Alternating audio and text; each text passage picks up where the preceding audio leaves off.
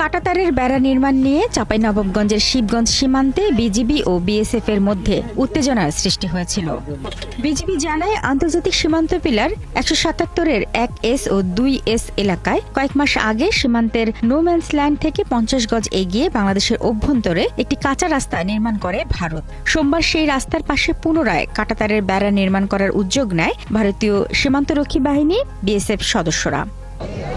এতে বাধা দেয় বিজিবির সদস্যরা। মঙ্গলবার ও বুধবার সকালেও বিএসএফ কাঁটাতারের বেড়া দেওয়ার চেষ্টা করলে তৈরি হয় উত্তেজনা। অতিরিক্ত সদস্য মোতায়েন করে বিজিবি ও বিএসএফ। তবে বুধবার সন্ধ্যায় দুই বাহিনীর সেক্টর কমান্ডার পর্যায়ের পতাকা বৈঠকের পর আজ পরিস্থিতি কিছুটা শান্ত। বৃহস্পতিবার নতুন করে বেড়া দেওয়ার চেষ্টা না করলেও সীমান্তে উভয় বাহিনীই রয়েছে সতর্ক অবস্থায়। জনগণকে আশ্বস্ত করতে চাই, বিজিবি সীমান্তে অত্যন্ত প্রহরী হিসেবে কাজ করছে। আমাদের টহল জোরদার করা আছে, আমাদের যথেষ্ট জনবল আছে।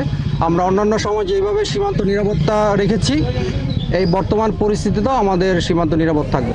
বিএসএফ এর কর্মকাণ্ড অবৈধ আখ্যা দিয়ে তাদের প্রতিহত করতে বিজিবির পাশে দাঁড়ায় লোকজন। একইভাবে ভারতীয় নাগরিকদেরও বিএসএফ এর সাথে অবস্থান নিতে দেখা যায়।